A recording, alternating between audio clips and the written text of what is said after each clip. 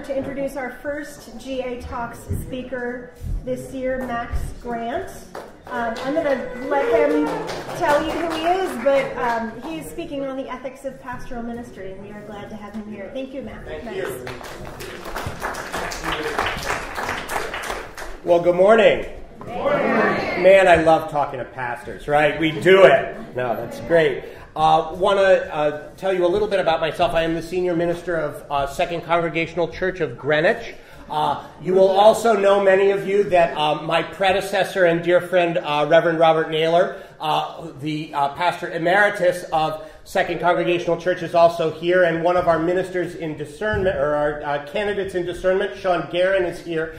I think that makes me the ghost of Christmas present. And I am glad to be that. I am glad to be that. And it's an amazing thing that we do, right? It's an amazing privilege that we have to do what we get to do. And the published title of my talk is The Ethics of Pastoral Ministry. I want to say that the talk I will be offering today is ethics and pastoral ministry. So here's the ethics of pastoral ministry. It's a song, and there's in the chorus of the song it says, "Don't tell me no lies and keep your hands to yourself." That's the ethics of pastoral ministry, part of the talk. I want to talk a little bit about something different, which is ethics and pastoral ministry, because I think that we in the United Church of Christ really do have this incredible tradition of and commitment to ethical reflection, to the grand tradition of public ministry and public witness on behalf of social justice. That is in our DNA, and I love us for that. And yet there are challenges that come with that, and I want to offer you not so much solutions to those challenges as yet again sort of naming what I think some of those challenges are, and really looking to our conversations throughout our time here as an opportunity to reflect on where that might be going, although I'll suggest at least one or two things. And what I want to do to help us think about that this morning, think about this challenge of ethics and pastoral ministry, is tell you a brief anecdote from General Synod.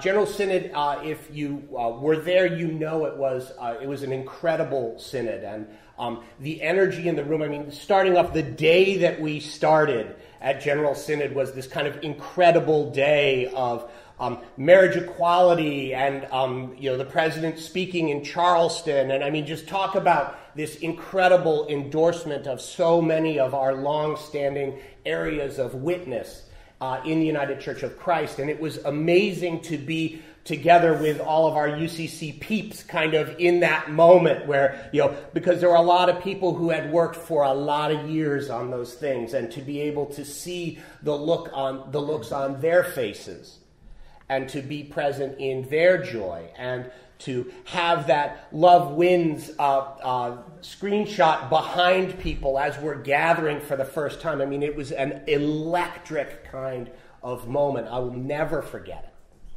I'll never forget it. But, the moment comes, and then you still have to, go use the facilities after the opening talk. And there I was in the line.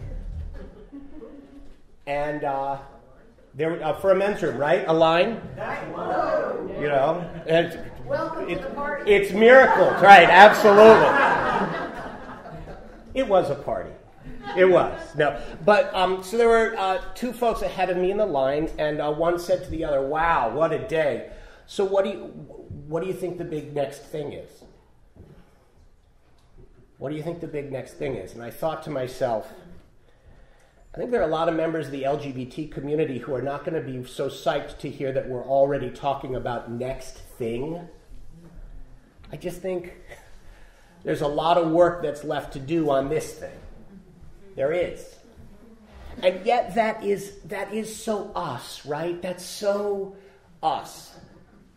Looking to the horizon, right? Looking for what that next thing is going to be. And there's something that's incredibly beautiful about that. And boy, there's something that's tricky.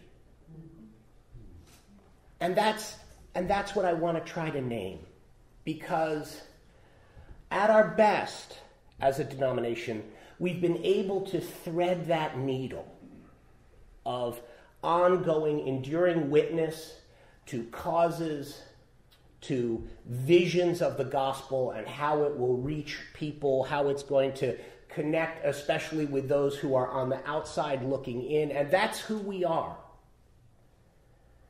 And yet, there is always that temptation to look for the fresh new thing. And we've got to be so careful about that. We have this temptation to be a church that wants so much to talk about ethics, wants so much to talk about social justice, that it becomes the next thing, the fresh ground, what in the business community I think they refer to as the blue ocean, and not the challenge of the enduring witness, of remaining with people, staying committed to the issues, seeing the conversations continue, and our marching with people continue. You probably are aware, in a room of pastors, we know this is sort of a typical pastor schmooze thing, right? That we know that, for example, what would Jesus do? WWJD. It's a Congregationalist thing. We know that, right? Written by, anyone know who? Sheldon. Charles Sheldon, Congregational minister in Topeka. And the church that he describes in his steps, which is where the modern use of WWJD comes from, written in 1896, was a Congregational church. And Sheldon's vision for WWJD is the most proto-UCC social justice-y thing you could ever imagine. If you read the novel, I do not recommend the novel.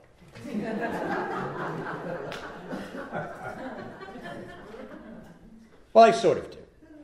If you read the novel, what you see is a pastor who is overcome by a man who knocks on the parsonage door, and I thought, oh, that's totally happened to me. A man who knocks on the parsonage door, and he's working on his sermon about making yourself available to others. Sheldon was in the groove, man. He knew the deal, right? He's writing this sermon. Guy knocks on the door. It's not the right time. You know, his handlers aren't there to keep the pastors out, you know, of the deal. And so he shuts the door. And the next day, he's preaching this wonderful sermon, and guess who shows up? This is where the novel becomes not a great novel, because at that point, the man sort of makes a speech about how he's a hobo. That was PC then to say. He's a hobo. And he has been sort of neglected. He's been looking to connect with people, and he can't. And it's at that point that he clutches his heart and falls on the ground, and 4 days later is dead. Not subtle. And yet, what emerges for that pastor is this sense of, okay, what's up here and what's down here? And how do we get from there to here? And the answer for this pastor is, what would it be were we to ask as a congregation, what would Jesus do? What are the broadest visions of the gospel? And what does that look like here in, I think the town is called Northford or something. It's kind of a town like we would have, right? It's sort of a generic name. And so it becomes a question that the editor of the newspaper has to ask. And it's a question that various people have to ask. And so it touches down in their lives in this particular kind of way. And I guess I wonder how we can make sure that it's touching down in our places. When I was also at Synod, I, of course, dutifully bought T-shirts. That's probably my favorite part of Synod, actually. And the Synod this year, the new shirt that, at least new to me, was the one that says, "Be the church." Be the church. Protect the environment. Care for the poor. Forgive often. Reject racism. Fight for the powerless. Share earthly and spiritual resources. Embrace diversity. Love God. Enjoy this life. I bought 3. Bought one for myself, one for my wife, one for the older child. She wears T-shirts. The little one, there wasn't one that had Anna and Elsa on it, so I figured I'm not going to even bother. But, it's interesting to reflect on that as a kind of credo. I love all of those things. All of the things that were mentioned in Be the Church. And yet it's almost like love God is like this little carrot that kind of gets, like, let's get a little God into the statement. And that's the challenge. Like UCC, we're so ethical. Where's the God in the whole thing? Amen. And that's our challenge. And that's the kind of conversation that I think we need to be having. That's the conversation I find myself craving, is not how can we stay committed to social justice. I'm convinced that we will. If we don't, God help us all. But how is this a Jesus conversation? And how is it a Jesus conversation not up here but down here? And I think that's a conversation that I find myself urgently needing to have in all the contexts in which I'm a Christian, I'm a pastor, I'm a dad, and I just believe that so many people share that challenge and share that need. I'm aware of also one vision of something that gave me hope this week. Some of you know that in New York Conference of the United Church of Christ, there's a pastor named Ann Cansfield. See, you can tell who knows her because the people who know her are like, Ann. My dear friend, Ann Cansfield. She is she is a fire department chaplain. She and her wife are the first out lesbian couple who are connected with the New York City Fire Department in a chaplain role. She's a remarkable pioneer and a remarkable pastor. And on Facebook, and so because she wears the uniform, she was at 9/11 when Pope Francis visited earlier, just a few days ago. So she was there and, lined up, and you can imagine this is a minister's who's who, right? And so things are kind of breaking up. She's walking with her supervisor, and there are these 2 firefighters who are there. And the 2 firefighters sort of, kind of closed body, and, the supervisor says, "Hi, guys, kind of what's up?" And they said, "This is our first day back since 9/12.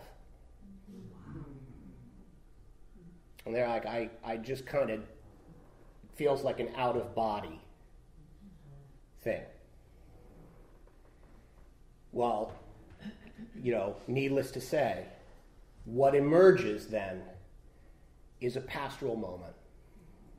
What emerges is when all of the stories, all of the issues are here on the ground. And reflecting about it later, what Anne wrote was, on this day, in this incredible place, when it was such a celebration of ministry, I got to be a pastor. I got to be a pastor.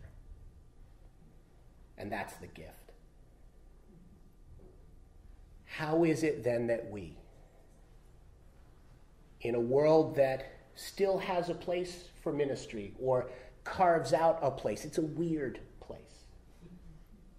but nevertheless there is one. How do we attach to the work of being pastors?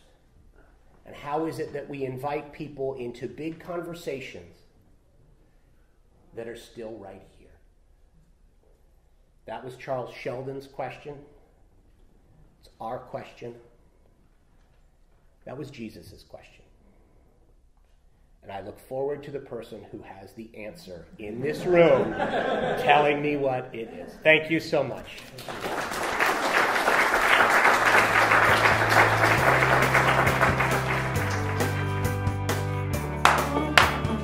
Okay, ready? That's good.